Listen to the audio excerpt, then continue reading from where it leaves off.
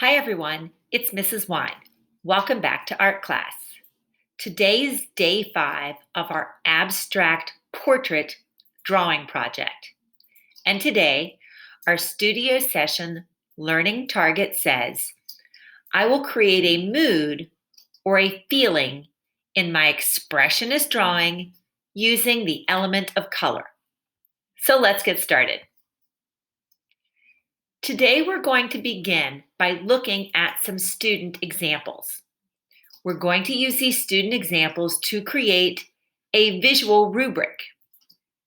We want to figure out which ones of these artworks we think are the best, which would earn 4 stars, which would earn 3, 2, and which of these artworks would only earn 1 star. I will tell you they are not in order. It doesn't go 4, 3, 2, 1.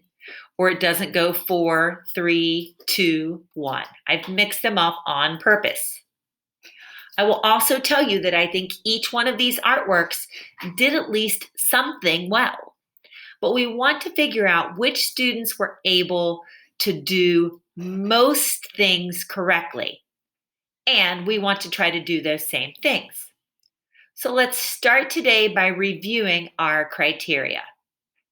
You're looking at these 4 artworks, and I've created a visual rubric for you to use if you are at home learning. Look at the portrait and the shapes. Which ones do the best at filling the page?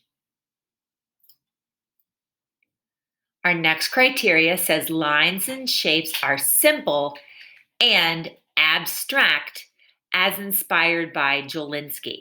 Remember, we want our artwork to look abstract, which means it does not look real. It should remind us of a face, but not look like a real face. We want to make sure that the color that we are using is balanced. That means you should see the color on both sides of the portrait, and you should see the color on the top and the bottom so that those colors should be spread out.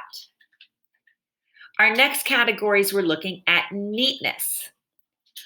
Lines and shapes are drawn smoothly and evenly with no eraser marks.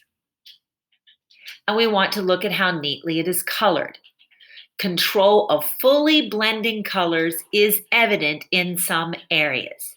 So when these students colored, were they able to stay in the lines? And were they able to have at least a few areas where they blended colors together? Finally, the last category we always look at is creativity. Does the portrait have unique elements and use imagination? That means it's not a direct copy from Jawlensky and it's not a direct copy from the examples we looked at. And then finally, the color shows an emotion. Remember, we're studying expressionist art. Does the color show emotion with 2 main colors present? So take a moment, pause the video if you need to. Take a look at these artworks.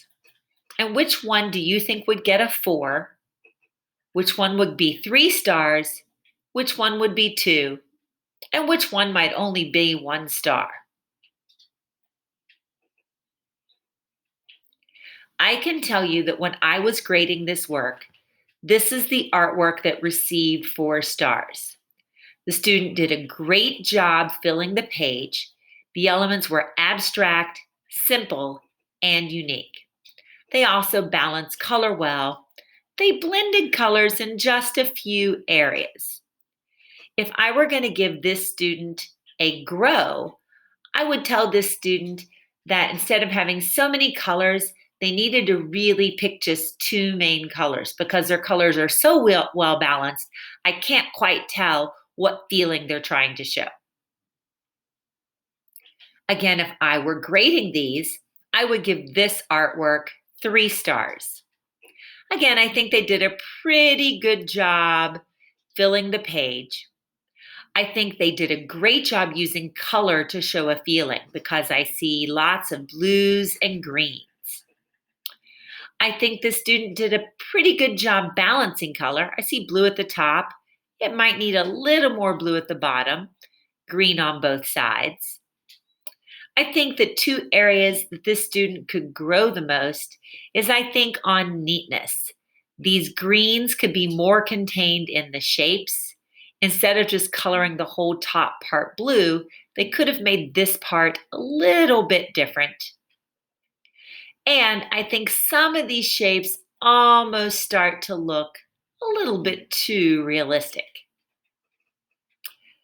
I think that this artwork would receive maybe 2 stars, 2.5 stars, 3 stars.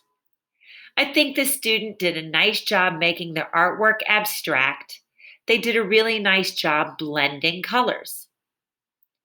They did a good job keeping it pretty neat. But the artwork is really pretty small, and the face doesn't really fill the page. Also, again, I think this student has so many colors. I see blues, purples, greens, reds, oranges, that it's really hard to tell what kind of feeling they were trying to show. And then finally, I think this one at the bottom might receive maybe just 2 or 1 star. Their face is a great size and it looks abstract, but their coloring is so messy that it's hard to see the lines that they created.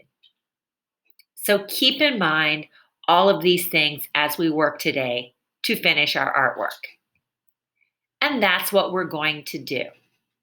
Make sure today you are choosing 2 main colors to express your feeling. Decide what feeling you want to express and what 2 colors you would use to do that. Then add these 2 colors to your drawing.